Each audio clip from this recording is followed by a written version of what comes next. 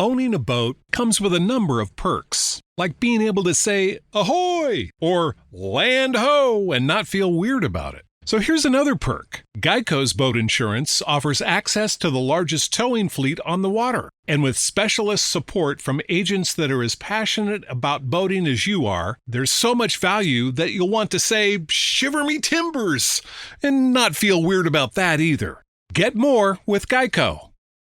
Owning a boat comes with a number of perks, like being able to fling your favorite fishing rod around. And here's another perk. Geico's boat insurance covers your boat and your belongings. And with specialist support from agents that are as passionate about boating as you are, there's so much value that you'll want to high-five someone. But not while you're holding your fishing rod. That's a prized possession. So hold on tight with both hands and keep it covered through boat insurance. Get more with Geico.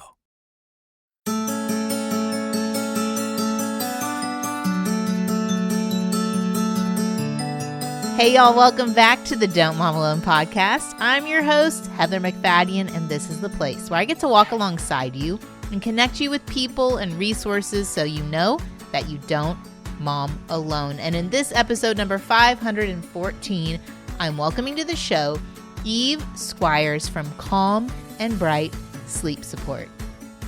Please don't feel that your baby's sleep is reflective of your quality as a parent. So if you have a poor sleeper, it doesn't mean you're getting it wrong. It probably means you've loved them really hard and been there all the time. And that's hard, but it's incredibly admirable. So never, ever beat yourself up if your baby doesn't sleep. It just means you're a really great mom, not the other way around. So how this conversation came about is I was on my creative retreat, and one of the moms who goes on that retreat with me is a pediatrician. And she was asking if I had ever done an episode on sleep training because she said the issue she's noticing with the parents who come in her office is a lot of them are learning about attachment theory, which is great, and they're not wanting to disrupt that attachment process through using cry it out methods. But at the same time, the parents and the infant are both struggling because no one's getting sleep. And she just wondered if I knew of anyone, any resource, any research on how to help babies stay connected to their parents while also training them to sleep. And so when Eve Squires reached out to me, she's a sleep consultant with over 15 years of experience. She's a mom because she is British. She has this approach to helping improve your infant's sleep without resorting to harsh methods. And since this is a very hotly debated topic, I just appreciate Eve's gracious way of dealing with things that can be hard. I feel like she's so kind. And so she's going to help you think through, like, is my baby hungry or has this become a habit? How do you know when your child wakes if they really need to eat? How to structure nap windows and awake time, and how to replace sleep incentives to get this healthy, soothing technique in place. So many other things. I can't wait to connect you with her vast amount of resources. They're linked in the show notes, and also for you to hear what she's going to share. So let's get right to it. Here we go. Eve, welcome to the Don't Mom Alone podcast. Oh, thank you so much for having me. I'm stoked to be here. Well, it's been a minute since I've had a conversation about sleep, and it can be a controversial topic. And so we always like tiptoe in because I get the angry DMs from all the people. And the reason why I even said yes when you reached out was I was somewhere with a friend who's a pediatrician, and she was feeling the pressure parents are under. They're getting conflicting advice. That's how I felt as a new parent. They're exhausted. And it just feels like the research isn't lining up with the advice that's being given. And she was saying, if someone would just give me a research study to show this way or that way, that would be super helpful. And we'll talk more about those specifics in a minute. Yeah. But I would love to start, introduce us to your family and how you even got into the work of helping parents and their babies. Oh, thank you so much. And I just want to start by saying you will not hear me saying sleep training is the way to go, that you should sleep train your baby or that your baby should sleep. There are no shoulds in the way that we do things. And also we don't do cry it out where we leave babies and children to it and they just have to figure it out. We shut the door and see them in the morning. Not that I judge anybody that chooses to do anything, but it's really important that anybody that's listening knows that they will not find any judgment on either way. And I think it's just as important that we don't say you mustn't sleep teach, that we say you mustn't tell people what to do. So you asked me about my story. So I'm a mum of 4, blessed with the 4 most wonderful human beings, also huge mirrors that hold up in my face and show me all the things I get wrong and all the things I still have to work on and all the shadow work I need to do pretty much daily. And what happened was I was raised, just to give you some context, by very what I would call left-wingy parents. So we had a goat in the garden, mum was barefoot, baby wearing, breastfeeding on demand. She breastfed all 4 of us. And I needed, in inverted commas, a lot of help with sleep as a child. So I had my hair stroked until I was about 5 or 6, but she had 3 other younger children after me. So God knows, also being a mum of 4 under 6 at one point, how she did that. But she said to me, when I was raising my children and my first child, Tilly, who was 10 months old at the time, I was very much of her ilk of kind of everything on demand. The most important thing is your baby's attachment, which, by the way, I still believe. And what I do is completely hand in hand with that. But to me, I'd heard all this horrendous stuff about control crying, cry it out. I didn't like the word sleep training because the word training summed up sort of connotations of control and militia and, power and all those things I didn't feel the need to exert or want to. And so my journey was very much avoiding sleep training because I've heard that it was brutal and neglectful and that you shouldn't do it. If you wanted kids, why would you sleep train them? And kids don't only need you in the day, they need you at night, and you wouldn't cry yourself to sleep. And all these millions of arguments that I'm sure even now you still see sometimes. And so for me, it was absolutely something that I was not going to do. And so I battled on, and through the eyes twitching and the thighs bruising as I walked into door frames and didn't measure things correctly, through the scratching my car because, again, my brain wasn't working, through the running a tap and forgetting about it with my toddler playing near the pool, to marital huge disconnect. I used to look in the mirror and go, if I had a broken arm and a sling, people would take care of me. They might give me a seat. They might be kind. They might say, do you need something? Can I help you?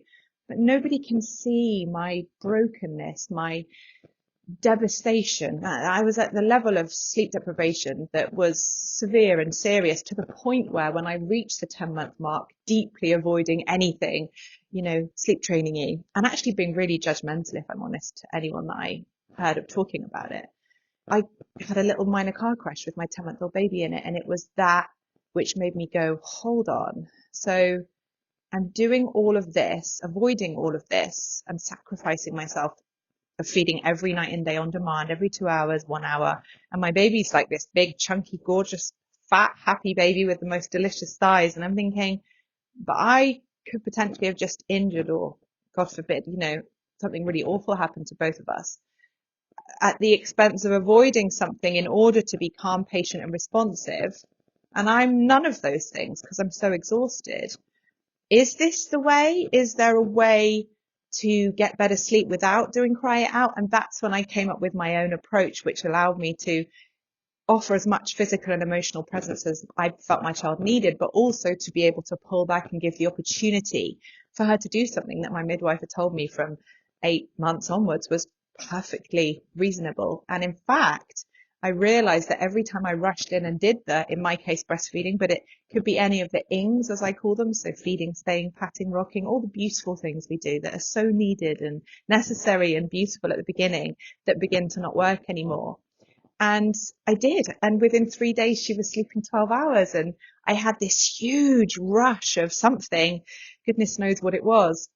And it just said, you have to tell people about this. So I took my number to what we call the local health visitor at the time and said, look, this is my number. I was completely so strongly against controlled crying. I found a way to do sleep teaching that means I can still help as much as I need, but without doing the things.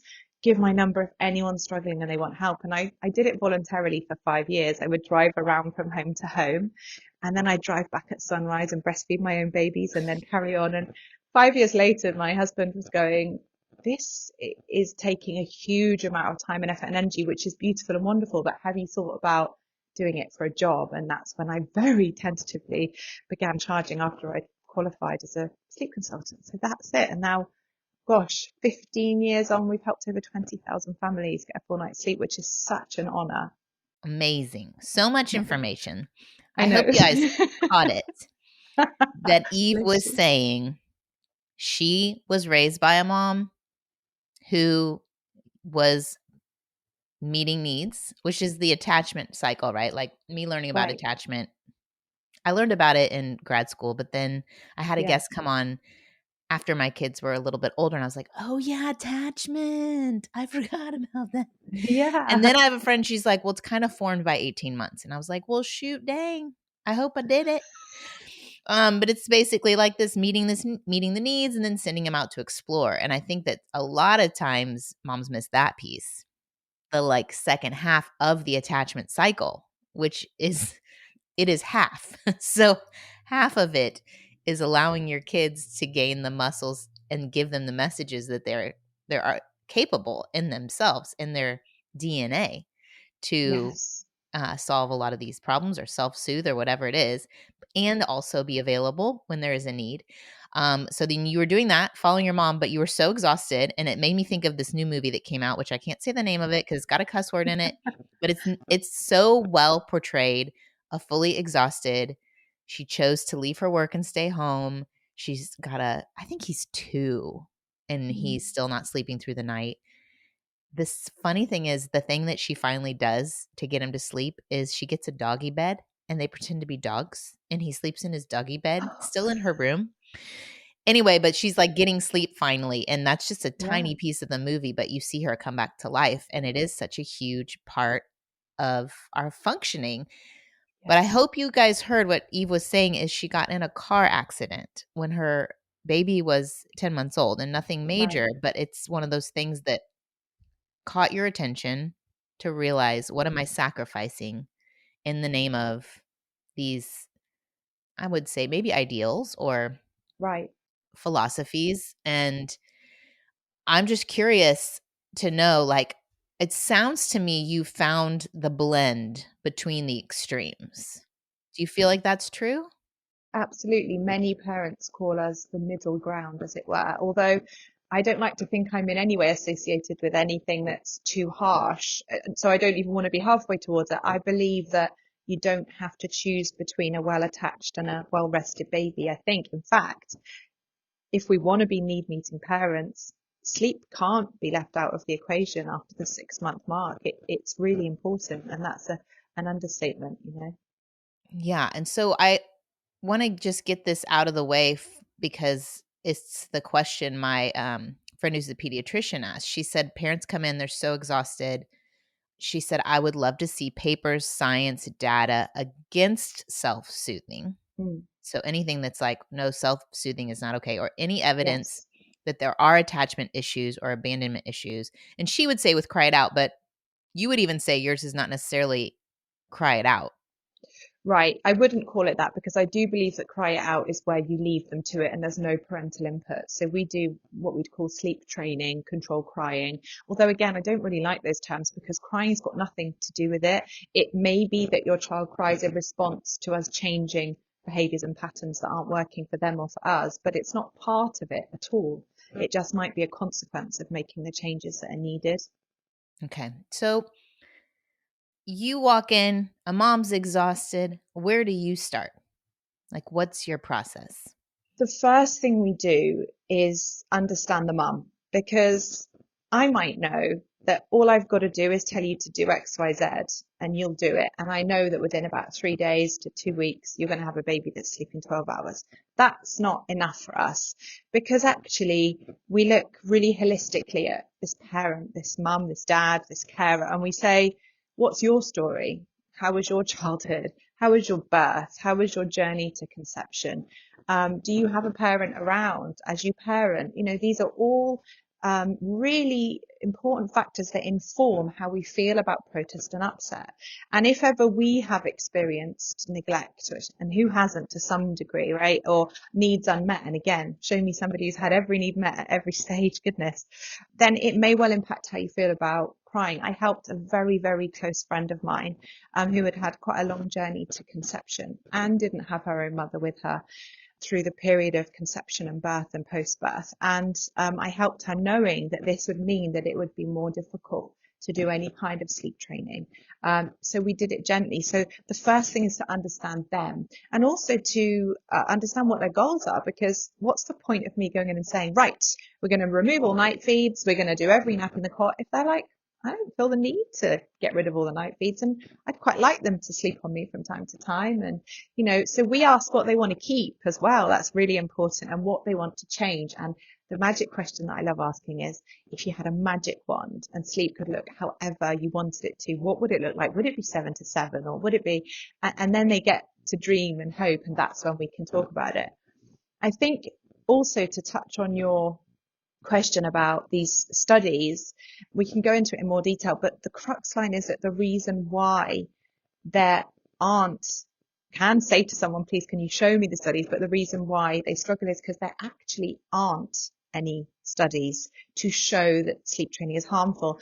And if we think about it for a minute logically, would diplomatic free countries such as the United States of America and the UK, would we really have companies that can practice something that is known and proven to be harmful and neglectful and cruel to babies? No, that wouldn't be the case. So it's not proven. And I do know where it comes from, but you know, it's a big topic, like you say.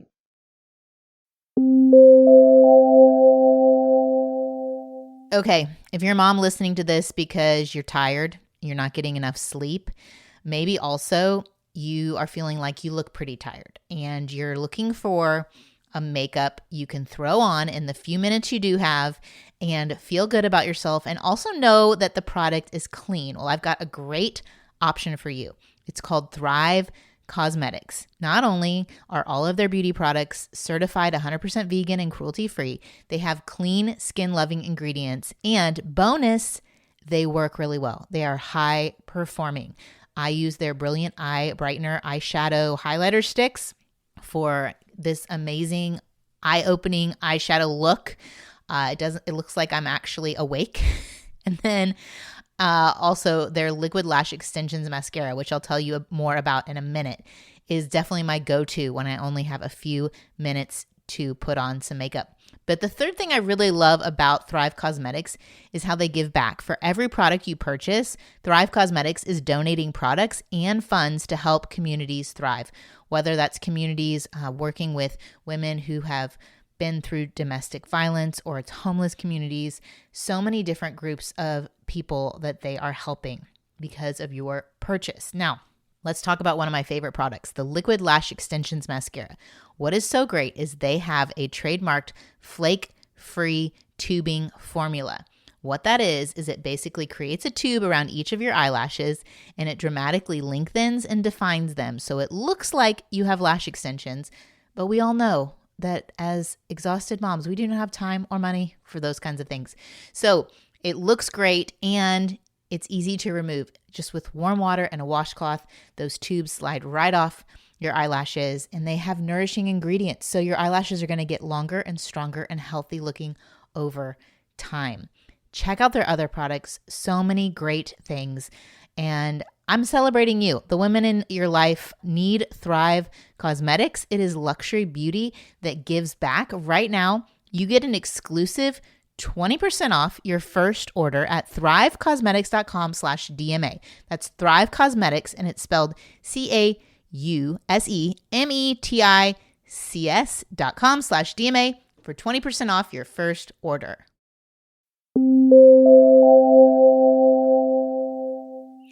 Well, you mentioned before we got on that there was a study a long time ago, but the context is so drastically different from Right.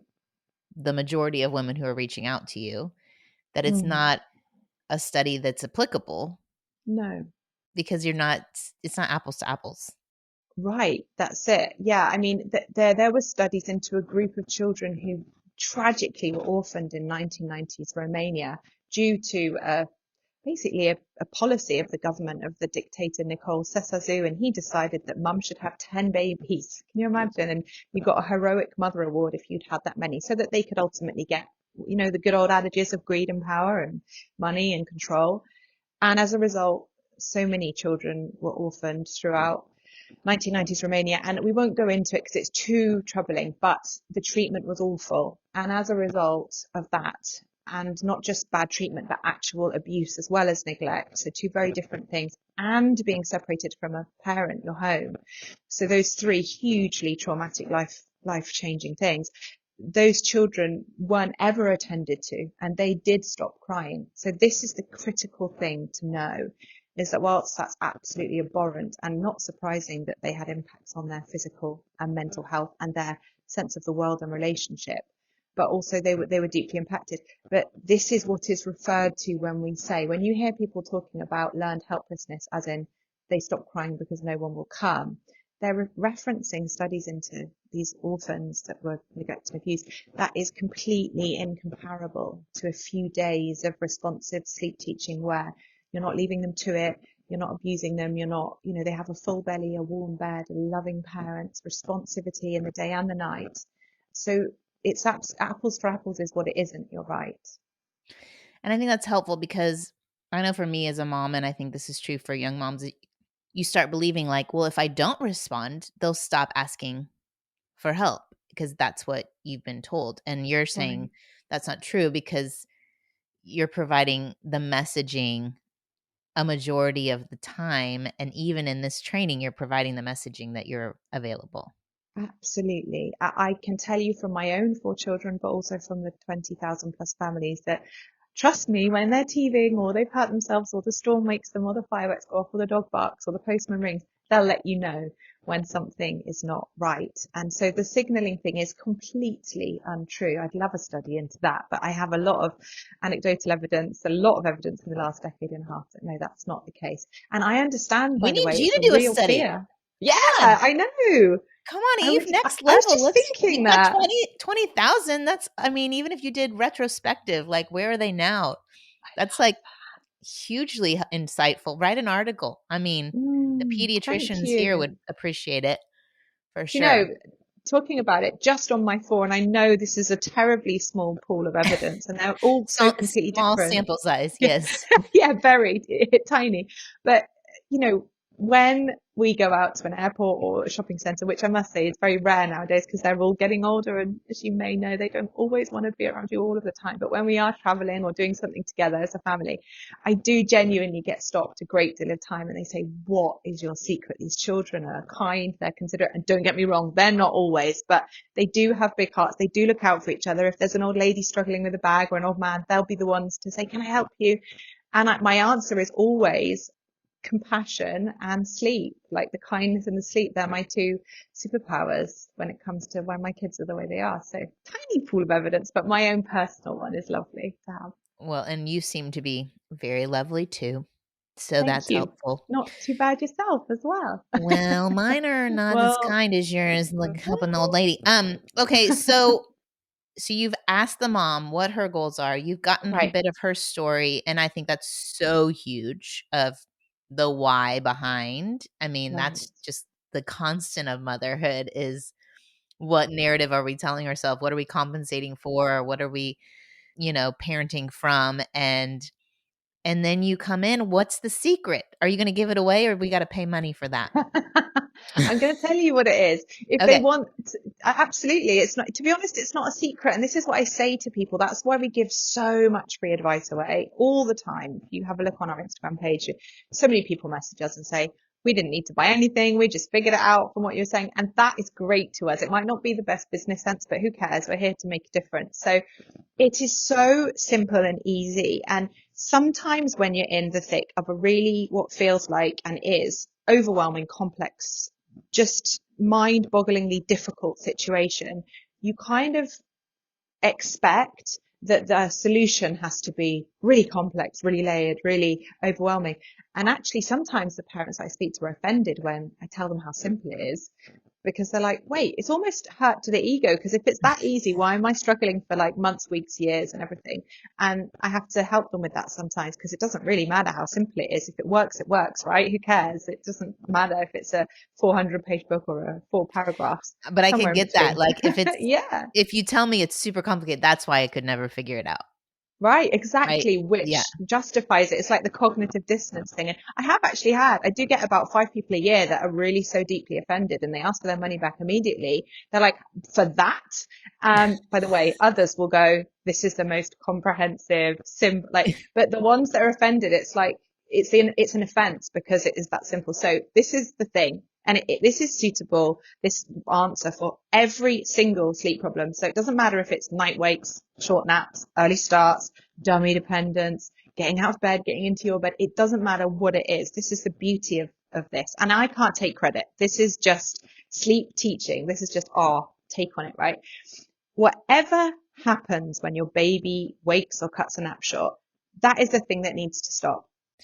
So you put your baby to bed and something wakes them up. Right. So whatever you do to get them to sleep or back to sleep, let's say feeding as an example, that's the most common one. Obviously that's needed pre 6 months, but after that, that's the most common one. What we think we're doing is we think they're waking, so we're feeding them, but it may well be, and it will be beyond 6 months, that they're waking because we're feeding them, which is such a weird, I'm encouraging. It's so hard to hear, but the truth is that yes, all we do is we find the incentive.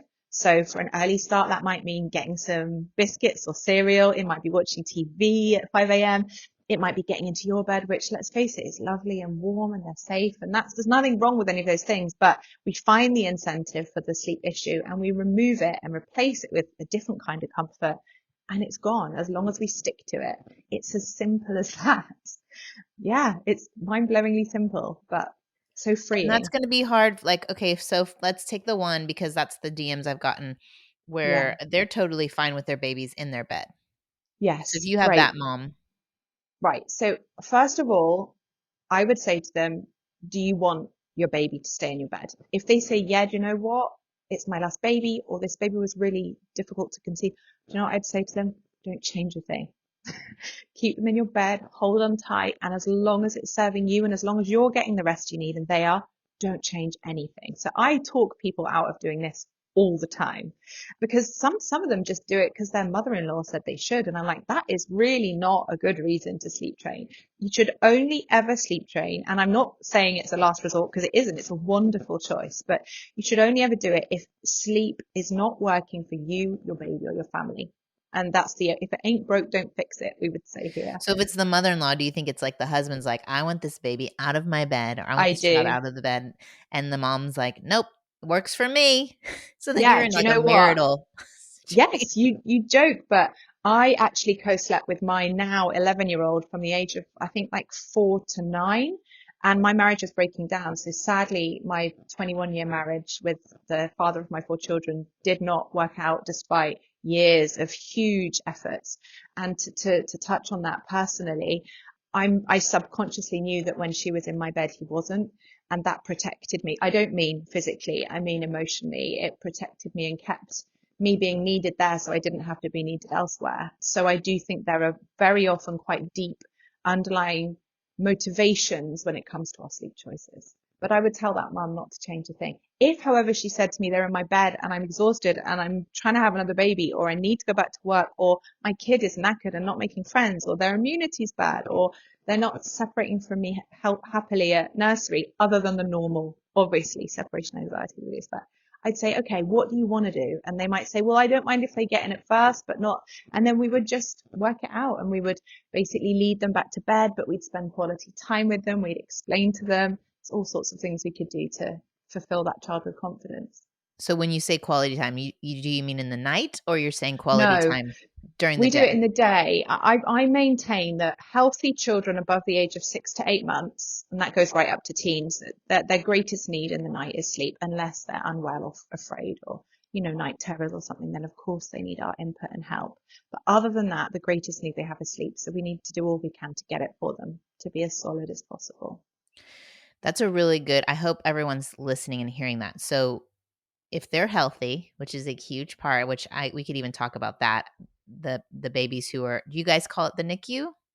The Yeah, we neonatal? do. Okay. Yeah. So babies maybe from the NICU, or again, that goes into that first interview you have with the mom, Yes. or any babies with kind of more complex health issues. I could Yes. see where this is really hard for moms. But if the baby's healthy, the only need they have at night is sleep. Yes. The best attachment work then, if we're going to keep with that, because I know Yeah. attachment is so prevalent right now in the conversation, is to meet that need. Right. And to get them to Yes. sleep. And sometimes our incentives for sleep are working against us.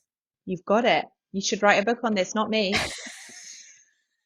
I'm just trying to break it down so people, because It's sometimes if amazing. we say it so quickly, it doesn't get in. I love So, that. but it feels like I can understand there were some of mine that they would wake up and the best way to get them to sleep was to bring them into bed with me. Yes. Yes.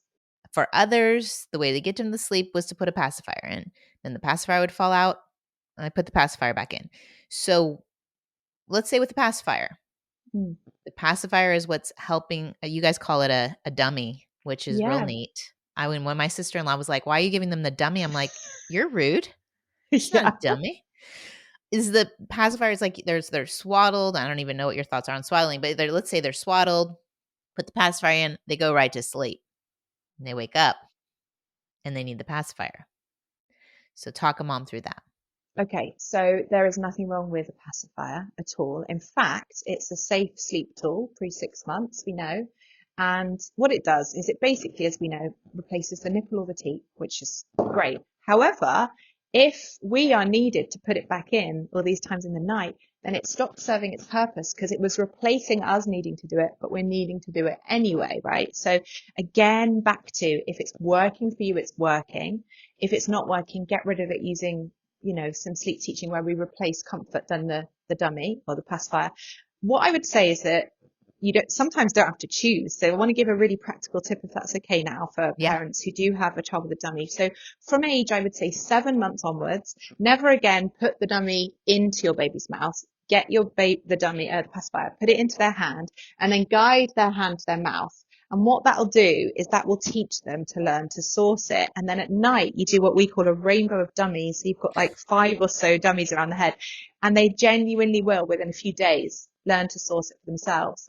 And just while I'm on the topic, if you're finding that dummies or pacifiers are becoming a problem and the lines are getting a bit blurred with when they do and don't have them, a lovely way to start cutting down the use, if it's not working for you or your toddler or your baby, is to just, the second they get up out of that bed, you pop it under the pillow if you've got one. And whenever they ask for it, you say, yeah, that's fine. Let's go and get into the cot. And they'll be like, they might go in there and suck for 2 seconds, then they want to go out and play. So you're giving the really clear message that, yeah, you can have it, but it's for sleep. So that can be really helpful too. It was like a connection point that it's not just for soothing all throughout the day. Right.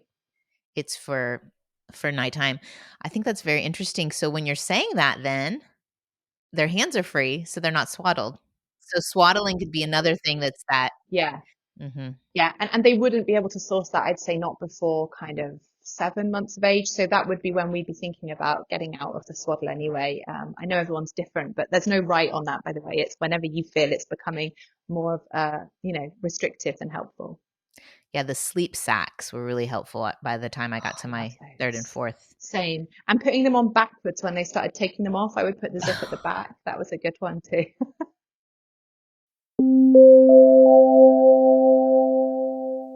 Okay, if you're a mom listening to this because you're tired, you're not getting enough sleep, maybe also you are feeling like you look pretty tired and you're looking for a makeup you can throw on in the few minutes you do have and feel good about yourself and also know that the product is clean. Well, I've got a great option for you.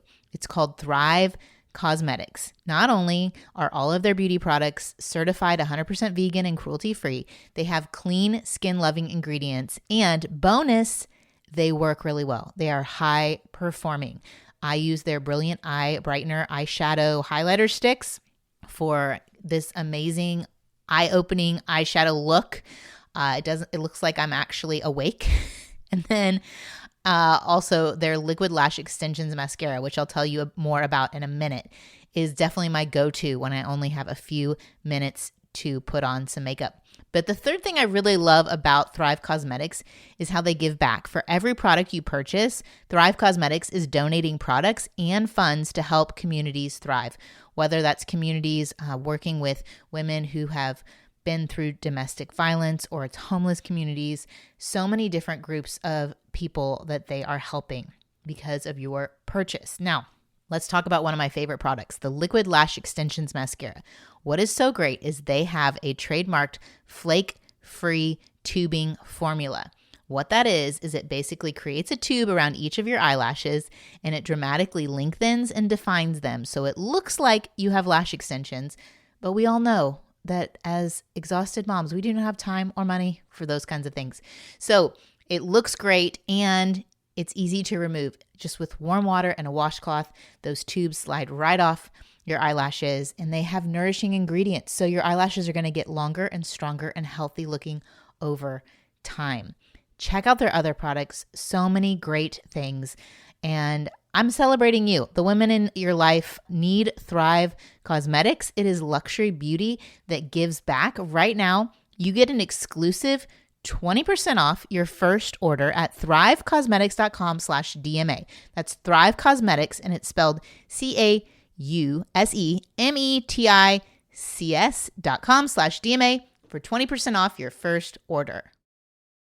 Okay, whether you have a toddler or teens, maybe you can relate to the issue I have where my boys are eating tons and tons of food, but I also want the food to have the least amount of additives and ridiculously harmful ingredients in them. But I also am trying to save money because life, expensive. It's so expensive. And time. I am already going to 2 different stores to get the cheapest prices on just our basic needs. And so what I love is Thrive Market makes it really easy for me to get very specific products that I have found my boys will eat, and that also I have integrated into my diet, and find them at the cheapest price.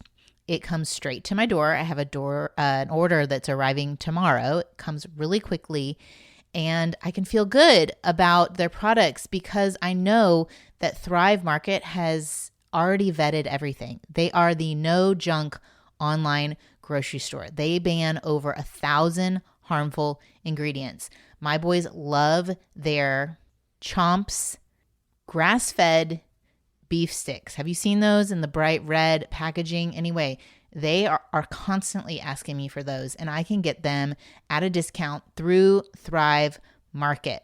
I also really love that with the Thrive Market app, they have this healthy swap scanner. That's something that's fun to say, where you basically can just scan something that you already maybe have, but you're looking for like a less sugary and a high quality or a dye-free option. They will give you that. They also have saved everything I've bought in the past. So if I'm in a hurry, I can quickly just go on there and boop, boop, boop, fill my cart. I also, again, it's a great mission-driven brand, and they not only seek out those highest quality brands that follow ethical practices and strict quality standards, but they also offer free memberships for low-income families through their Thrive Gives program. So if you're ready to make the switch, go to thrivemarket.com/DMA for 30% off your first order plus a free $60 gift. That's THRIVE market.com/DMA, thrivemarket.com/DMA.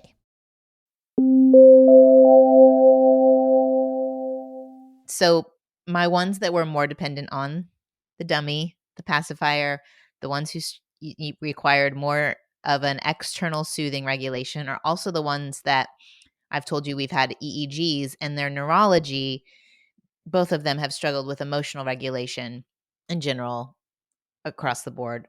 You know, it gets better as neurology develops. So what advice do you give parents? Like, they're not going to know that. I didn't know when they were babies why one slept well and one didn't. But that might be a sign that there might be some Neurological Absolutely. challenges. Yeah. Yes. In our experience, out of 100 babies, we might find one or two. It's that little that might not quite take to it as we hoped. But we would just say to them, get straight in touch. If it's not, so we tell families, if it's going to work, you're going to literally see the timings nearly halve. So say you have 40 minutes of them being a bit grumbly and trying to work it out. I would expect that the very next time you do it, as in that day, so say that's nap one, for nap two, I'd expect it to be like 20 minutes. And then the bedtime I'd expect to be 10. So we want to see it halving pretty much. And also the intensity of crying, if they're really quite fed up at the beginning, we would want to see that lessening like instantly, like across 24, 48 hours, we want it to be reducing. So if ever it doesn't, we have sort of little signposts for people to get straight in touch with us so we can have a look and go, okay, what else might be going on here? And that's what we do. So we would not persist unless we were getting immediate return on investments. And you're right, that can be one of the things. But I would also say that we've also helped sleep train a number of babies that are neurospicy, as I like to call it, neurodiverse. But I've had some neurospicy children. I'm a bit neurospicy, and they're all really fantastic sleepers. So it doesn't mean that they can't, but an understanding about it might well help work out how we do it. Neurospicy. I like that. I like that. No, I mean, with our oldest, it would be like instructions to the babysitter once he's totally asleep. And he had some reflux too, a lot of like, Yeah. pain. Like when he would lay Oh, flat, bless it was him. like pain. Anyway, lots of fun. So if it's your child and you've tried this and it's not working, yes, reach out to Eve and get some special advice. I heard you say like 40 minutes and then it should half. So in that 40 minutes, talk me through. What are we doing? Because it sounded like you were just saying you cry it out. No. So Okay. you can choose. So in our sleep plans, you've got different approaches. And so you go, right, I'm a really attachmenty parent. I don't care if it takes a month or 3 weeks or 2 weeks. I want to go slowly and gently. Or you might go, do you know what? And that would be the scenic route, what we would call. Somebody else might go, I'm going to use the fast track. I want it done within 3 days. And yeah, there might be a bit more upset, but less in the long run because I'm done in 3 days. Either way, you're never ever away from your baby more than a few minutes at a time, but it would be perhaps going in and out. Some people would choose to stay in. Some people would choose, but you would never be away. Even in our least inputty method, you're never away more than a few minutes at a time. And then you would say through your visits and you'd be physically and emotionally present and go, I love you. I'm going to show you that you can do this through me enabling you to do it with my love and support, but I'm not going to do what I was doing before because it's not working for any of us. So it's basically about sticking to what you've chosen, which would be to remove the ings, as we call them, if that's what your choice is, but not immediately. So with breastfeeding, you couldn't go from 5 feeds to none. So we would help you to gradually do that because we would, goodness, hate for people to have mastitis or something. And we're a team of nurses and midwives as well. So we do understand all of that too. Yeah. So if one of the ings was your feeding, Right. you're saying like you're not cutting off feeding No. altogether. It's like this gradual reduction so that your body can adjust and their bodies can Yes. adjust. Yeah. And they'll compensate, right? Like, won't they eat Yes, more on the they other do. feeds? Yeah. Okay. Right. So people that have babies and children that are feeding beyond sort of 8 months of age, again, there's nothing wrong with it in case people are just getting a segment of this chat. But you may well find one that the sleep is broken and not what it could be, which is 11, 12 solid hours from 6 to 8 months. But also, like you say, that breakfast can be impacted. So very often the nutritional intake is undermined when they're feeding through the night. So a really good way to start to space out feeds is to go, I know that newborn regularity of feeding is 1 to 3 hours. So I'm going to start small because this is scary. I mean, at the moment, my baby's feeding every 1 to 2 hours. So even though they're nearly half a year old or nearly a year old, I'm going to start with something that feels safe. So I'm going to say 4 hours. 4 hours after being fed, I'm not going to feed. I'm going to offer comfort in a different way. And then if they wake after the 4 hour period, then I'm going to feed. And then that naturally will just probably drop off about 1 feed a night gently. And just being confident, I think, is the biggest thing, that there is no evidence that this is harmful. In fact, there's loads of evidence that it's safe, effective, and deeply beneficial. Also, lots of evidence into the link between maternal depression and sleep, mental health in our teens. Toddlers and babies need sleep just as much as we do. It is a critical thing. So actually, I would argue that, having the confidence that what you're doing is attachment enhancing, is healthy and safe. That's probably the mindset, I would say, is the biggest factor in success. If I get a parent that comes to me and says, I don't want to do it, I'm scared, it's not going to work, I say, please don't do it. You're right. It's not going to work because you're not there. And that's okay. Timing's everything, really, you know? It is 100% us telling ourselves, I'm harming my baby, X, Y, and Z for this reason. Who would want to do that as well? Yeah, no, I think that you're right. Their desire and their love and their care is sabotaging the very thing that they want. And the lack of sleep for themselves and their baby is actually, the studies have shown, more harmful Yes. than what they think. They think, oh, I've got to feed my baby. They're not getting enough. And there may, I don't know what I haven't done the research on feeding to know, like, I'm guessing if you're bottle feeding, you can better track. And I think for me, the hard part when I was breastfeeding was like, well, what if they're not getting enough? Right. And they're starving. That's huge. That's huge. But we know, don't we, that if they're growing out of clothes and their nappies are wet and soiled, we know they're getting enough. But we didn't know that. I didn't know that. That's the biggest question. And people have this myth that formula fed babies sleep better because of the content of the milk. It's not at all. It's that if you gave your baby a bottle an hour ago, you're not going to give them another one because you know it's not hunger. So the hunger versus habit question is really big. And how parents can know if it's habit is if, well, one, they probably just know if they just ask themselves and they sit down and go, is it? But exhaustion clouds us so much. But are they doing a kind of token and then drifting back off? Is their breakfast being impaired the next day, or their lunch? Like, are they not taking as much as perhaps their peers? Are they seeming tired? Like, it might sound really obvious, but babies aren't supposed to look shattered. So, I mean, above 6 months. So if they literally have grey under their eyes and they're like, oh, and always having a runny nose, then they might not be getting the sleep that they need for their immunity. We know that it's a big factor in how children respond to vaccinations. If they have them, that we know that they don't respond as well if they're exhausted, just like us as well. And our immune systems are stronger when they're rested. So. Well, and it's important too to research, and y'all can look this up. We don't need to go into it, but look up the normal, as children develop, total hours, nap time hours. And I mean, I think another big sign is if their afternoon nap is really, really, really long. Yes. They'll make up for it. Yes. Great nighttime sleepers may not be the best daytime nappers. Right. I mean, as far as best, like, you're getting these big breaks, but you're getting sleep at night. So anyway, these are all factors. Is there anything else you want to share with everybody before we go, which is sad we have to go? But I feel like your technique. Is there something that you didn't get to share that you want to make sure you say? I'd love to give them another practical bit of advice, which is that day sleep is super critical to night sleep. And please don't feel that your baby's sleep is reflective of your quality as a parent. So if you have a poor sleeper, it doesn't mean you're getting it wrong. It probably means you've loved them really hard and been there all the time. And that's hard, but it's incredibly admirable. So never, ever beat yourself up if your baby doesn't sleep. It just means you're a really great mum, not the other way around. That's the first thing I want to say.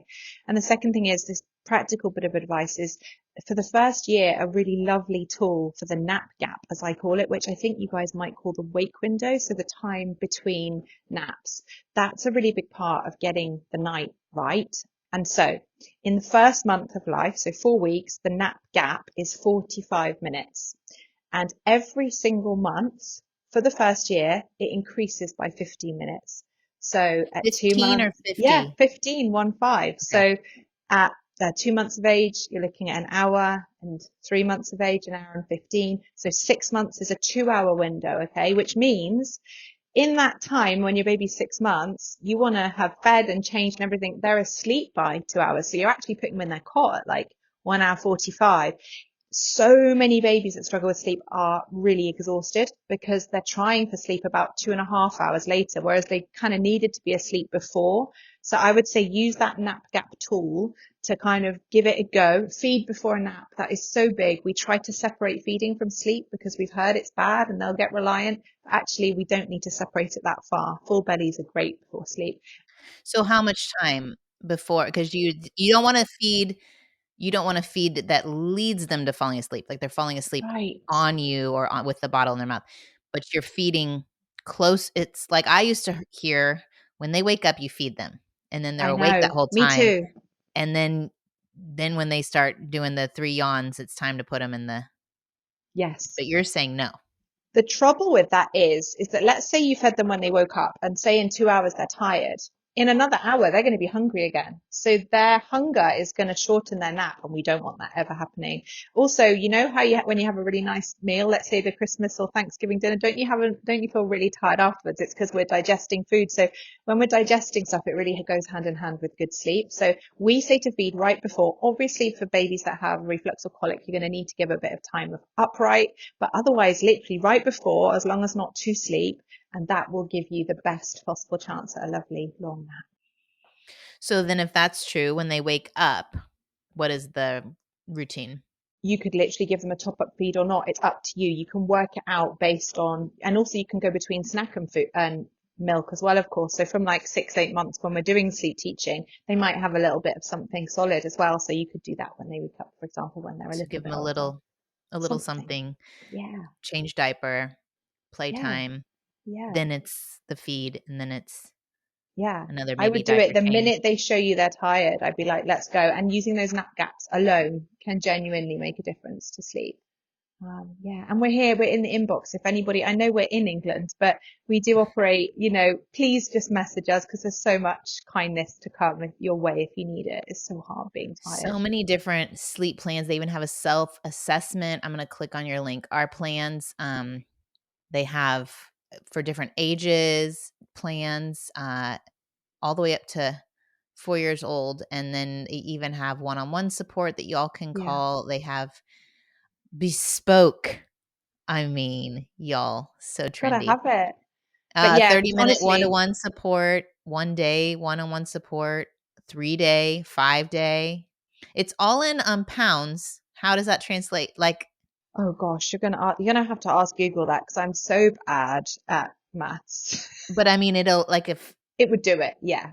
The currency exchange would happen that, automatically. It would happen. Okay.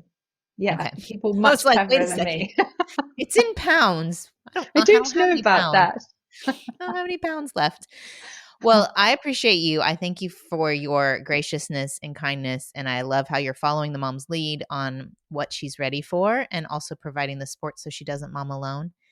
And that she can much for having me. Yeah, connect to your baby and get sleep. I love that. So y'all go check out calmandbright.co.uk. We'll put all the links in the show notes. But thank you, Eve. So good to get to meet you. Thank you so much to meet you. You take care. Okay. Once again, go check out the show notes for more from Eve. I'm going to pray over us. Lord, I thank you that you have given us the gift of children and that you have wired us all for connection. I pray for the parents who are listening to this, that they would feel peace, that they would trust you in this journey, in this process, that they would seek out help where they need it and talk to others, talk to other parents, talk to experts.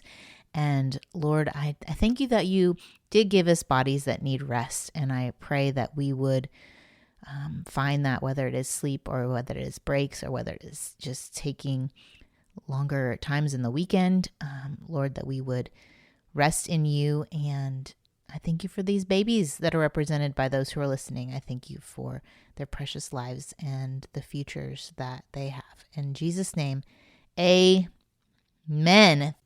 If you made it all the way through this and you don't have an infant, do you know someone who does that maybe you could share this episode with? That's really helpful for me.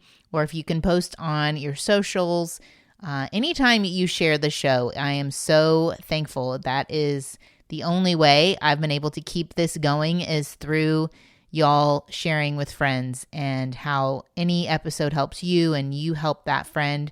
You're helping her not mom alone.